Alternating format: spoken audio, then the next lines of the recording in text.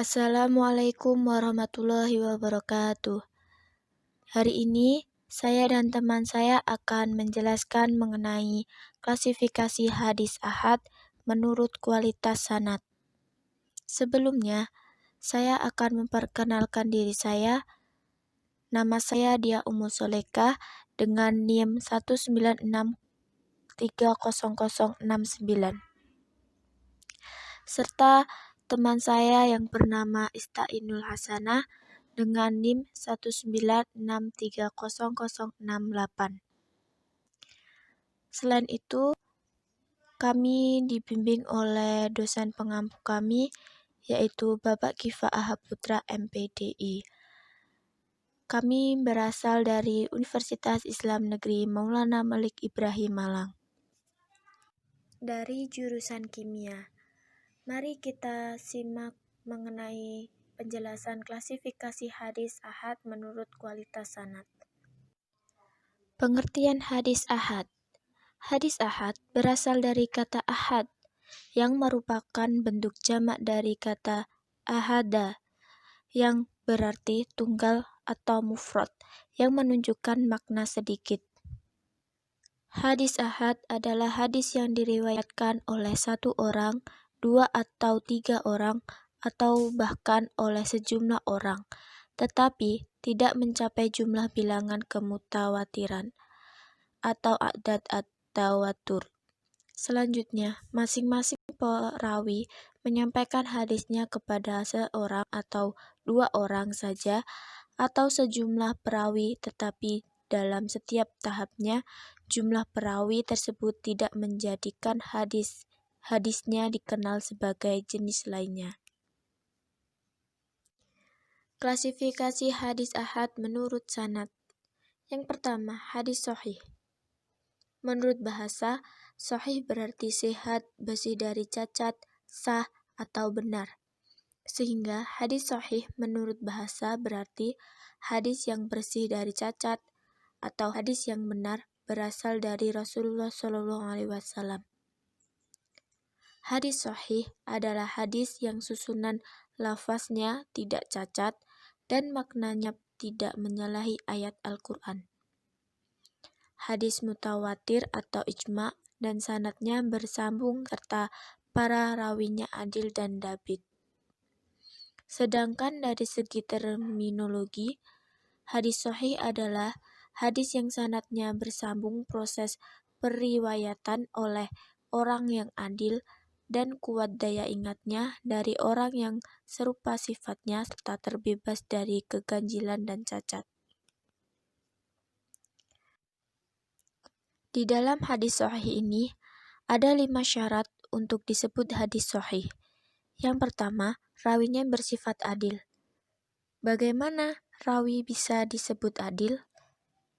Menurut Ibnu Sam'ani, seorang rawi bisa disebut adil apabila yang pertama, menjaga ketaatan dan menjauhi kemaksiatan kepada Allah. Yang kedua, menjauhi dosa-dosa kecil. Yang ketiga, meninggalkan perbuatan mubah yang dapat menggugurkan iman kepada qadar dan menjadikan penyesalan. Yang keempat, tidak mengikuti salah satu mazhab yang bertentangan dengan dasar syara.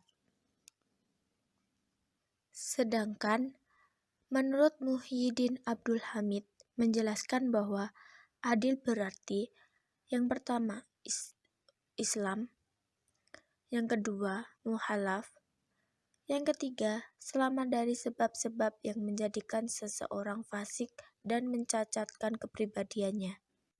Untuk syarat yang kedua yaitu sempurna ingatannya atau bisa disebut dabit. Apa yang dimaksud sempurna dengan ingatannya?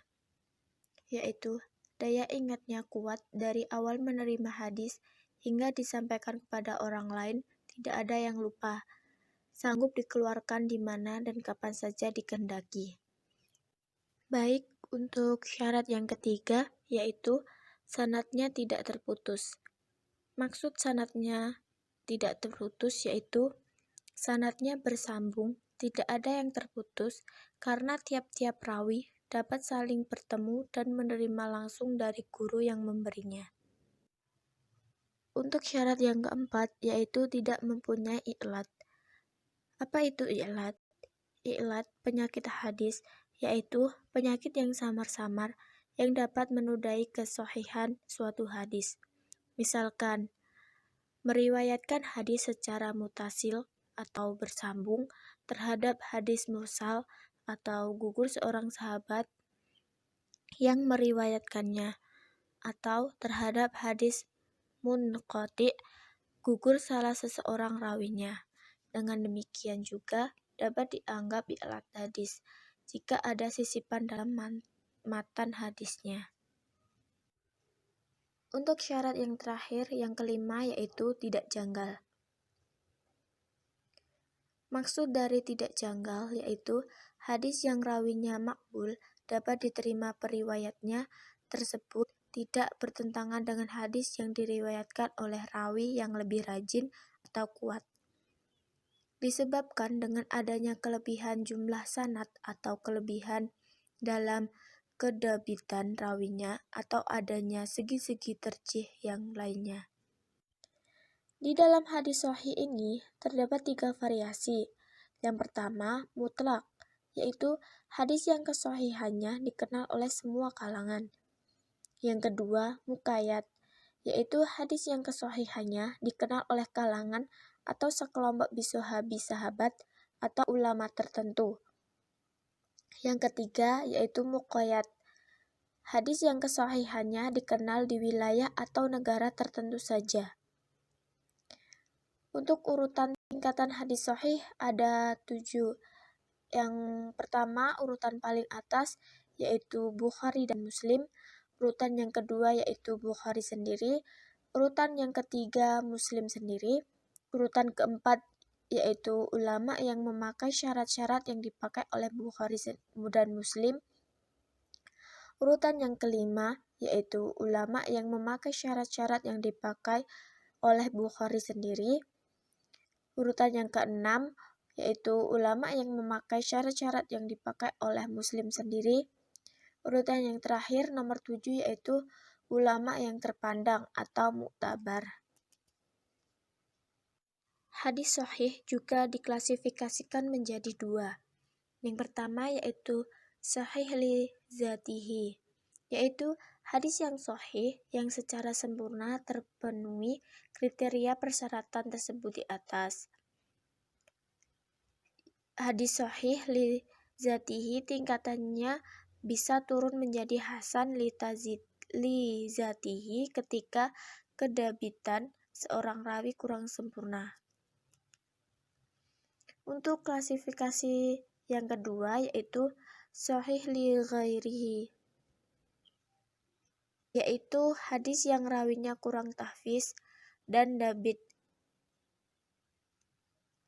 namun ada sanad lain yang serupa atau lebih kuat, sehingga dapat menutupi kekurangan-kekurangannya. Martabat hadis sahih ada 8. Yang pertama, as-sahih al-sanad. Sanadnya yang paling sahih. Misalnya, bagi Imam Bukhari adalah Malik, Nafi, dan Ibnu Umar. Bagi Imam An-Nasai adalah Ubaidillah Ibnu Abbas dan Umar bin Khattab. Martabat hadis sahih yang kedua yaitu muttafaqun alaih, yaitu hadis riwayat Bukhari dan Muslim. Yang ketiga yaitu riwayah Bukhari, yaitu hadis riwayat Imam Bukhari. Yang keempat yaitu riwayah Muslim, yaitu hadis riwayat Imam Muslim.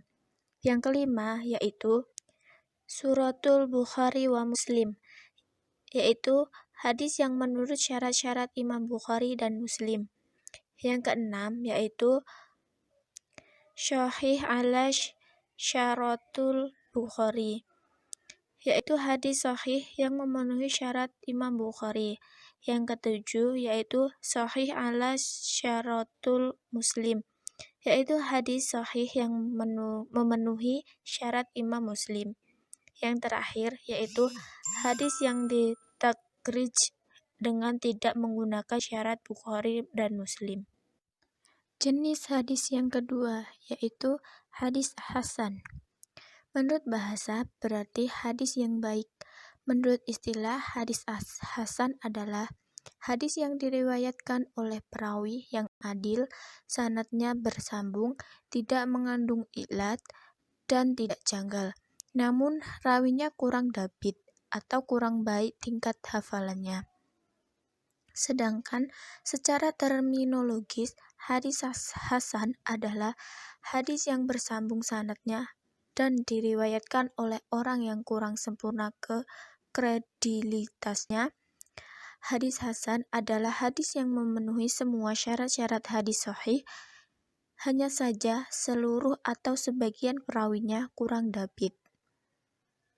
Di dalam hadis hasan ada dua klasifikasi. Yang pertama, hasan li zatihi. Maksud hadis itu telah memenuhi syarat-syarat hadis hasan.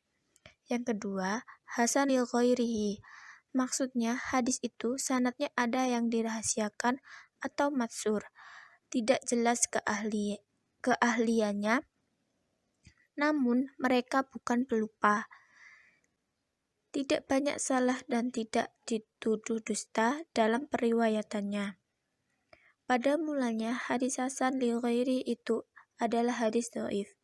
Namun karena adanya dukungan sanad lain yang memperkuat, maka naik tingkatnya menjadi hadis hasan. Baiklah, untuk bagian yang kedua akan dijelaskan oleh teman saya.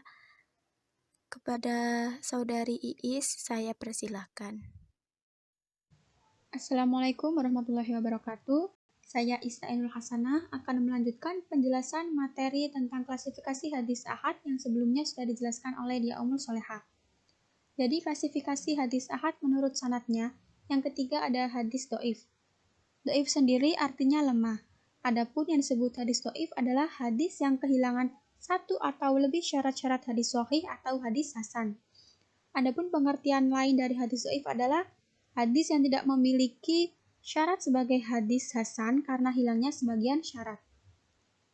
Pada dasarnya, hadis do'if itu disebabkan oleh dua alasan, antara lain, yang pertama, karena sanadnya tidak muttasil atau bersambung. Nama hadis do'if karena alasan atau sebab tidak muttasilnya sanad antara lain, ada hadis mursal, hadis munqati, hadis mu'abbad, hadis mudallas, dan hadis mu'allal. Yang kedua, karena faktor lain, misal dari matan. Nama hadis do'if karena alasan atau sebab ini antara lain ada hadis mudha'af, hadis mutarib, hadis maqlub, hadis mungkar, hadis matruk, dan hadis matruk. Kedudukan hadis ahad sebagai salah satu sumber hukum dasar Islam. Bila hadis mutawatir dapat dipastikan sepenuhnya berasal dari Rasulullah SAW, maka tidak demikian halnya dengan hadis ahad. Hadis ahad tidak pasti berasal dari Rasulullah SAW, tetapi diduga berasal dari beliau. Dengan ungkapan lain, bahwa hadis ahad mungkin benar berasal dari beliau, mungkin juga tidak. Karena hadis ahad itu tidak pasti, tapi diduga berasal dari Rasulullah SAW, maka kedudukan hadis ahad sebagai sumber ajaran Islam berada di bawah kedudukan hadis mutawatir. Ini berarti bahwa bila suatu hadis yang termasuk kelompok hadis ahad bertentangan isinya dengan hadis mutawatir, maka hadis tersebut ditolak dan dipandang sebagai hadis yang tidak berasal dari Rasulullah SAW. Bila diperinci lebih lanjut, kedudukan hadis-hadis ahad itu berbeda-beda, sejalan dengan taraf dugaan atau taraf kemungkinannya berasal dari Rasulullah SAW. Sebagian hadis-hadis tersebut lebih tinggi kedudukannya dari sebagian hadis yang lain, kendati semuanya sama-sama termasuk hadis ahad. Hadis ahad itu ada yang dinilai sahih, ada yang dinilai hasan, dan ada pula yang dinilai dhaif. Kedudukan hadis sahih lebih tinggi daripada hadis hasan, dan kedudukan hadis hasan lebih tinggi daripada hadis dhaif. Para imam berbeda pendapat kedudukan hadis ahad ini. Menurut Imam Hanafi atau Abu Hanifah, jika rawinya orang-orang yang adil, maka hanya dapat dijadikan hujah pada bidang amaliyah, bukan pada bidang akidah dan ilmiah. Sedangkan Imam Malik berpendapat jika hadis ini dapat dipakai menetapkan hukum-hukum yang tidak dijumpai dalam Al-Quran dan harus didahulukan dari qiyas dzanni atau tidak pasti. Imam Syafi'i menegaskan, hadis ini dapat dijadikan hujjah jika rawinya memiliki 4 syarat. Yang pertama, berakal.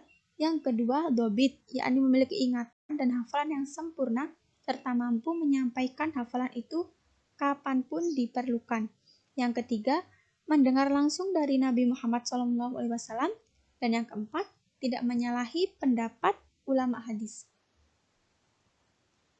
Penolakan dan penerimaan hadis ahad. Keterikatan orang Islam terhadap informasi hadis ahad tergantung pada kualitas periwayatnya dan kualitas persambungan sanadnya.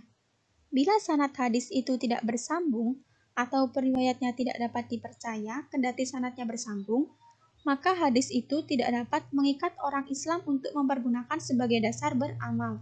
Sebaliknya, bila sanadnya bersambung dan kualitas periwayatnya bagus, maka menurut jumhur ulama, hadis itu harus dijadikan dasar. Hanya saja, sebagian besar ulama berkesimpulan bahwa hadis ahad itu melahirkan ilmu dzon, bukan ilmu yakin. Sungguh pun hadis ini mendatangkan ilmu dzon, tetapi bila ia merupakan dzon yang rajih, maka mengikat orang Islam untuk mengamalkannya. Tentu yang dimaksud hadis ahad yang dijadikan dasar beramal adalah yang memenuhi syarat yang dikenal sebagai hadis sahih, setidak-tidaknya hasan. Fungsi operasional hadis ahad dapat dibagi menjadi 2 kelompok. Pertama, kelompok yang menolak mengamalkan hadis ahad. Yang termasuk kelompok ini adalah Al-Qasani, sebagian ulama Zahiriyah, dan Ibnu Daud. Yang kedua, mereka yang memperbolehkan, kalau bukan justru mewajibkan, pengamalan hadis ahad yang sudah digolongkan pada hadis sahih dan hasan. Sebab kalau sudah ditentukan kesohihannya, sekalipun telah bersifat dzanni ats-tsubut, pastilah hadis tersebut datang dari Nabi Muhammad SAW.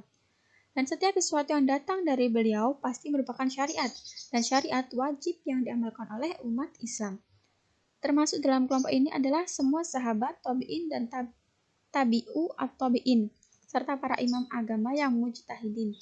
Jika ada ulama yang tidak mengamalkan hadis ini, menurut jumhur ulama hanyalah mereka yang tidak meyakini kesohihannya, bukan menolak hadis ahad.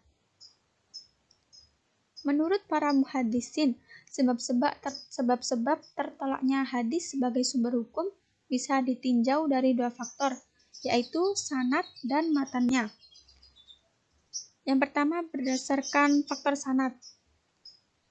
Dari faktor sanad ini bisa karena rawinya cacat dan bisa pula tertolak karena sanadnya tidak bersambung. Yang kedua, rawi cacat. Rawi hadis yang cacat dari keadilan dan kedabitannya.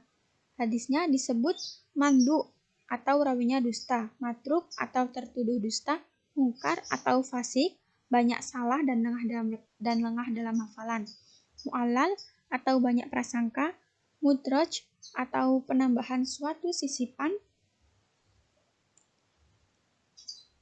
maklub atau memutarbalikkan, muttorib atau menukar-nukar rawi hadis, muharraf atau mengubah syakal huruf, musyahhaf atau mengubah titik dan kata, mubham atau tidak diketahui identitasnya, dan terakhir mardud atau penganut bid'ah. Yang ketiga berdasarkan sanadnya tidak bersambung. Hadis yang sanadnya gugur atau tidak bersambung, hadisnya disebut mu'allaq atau gugur pada sanad pertama, mursal gugur pada sanad terakhir, mu'dhal gugur 2 orang rawi atau lebih berurutan, munqati gugurnya rawi tidak berurutan. Kemudian berdasarkan faktor matan. Hadis yang tertolak dari faktor matan hadis, maka hadisnya bisa karena berupa hadis mauquf atau disandarkan kepada sahabat, maqtu atau disandarkan kepada tabi'in. Jadi saya beri penjelasan sedikit lagi.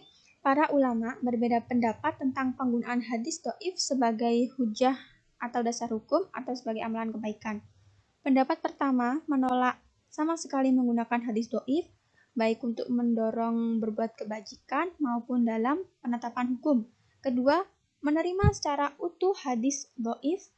Ketiga, menolak sebagai hujah dan menerima sekedar untuk memotivasi berbuat kebajikan dan nasihat asalkan hadisnya tidak terlalu janggal dan ada penguat dari hadis yang lain.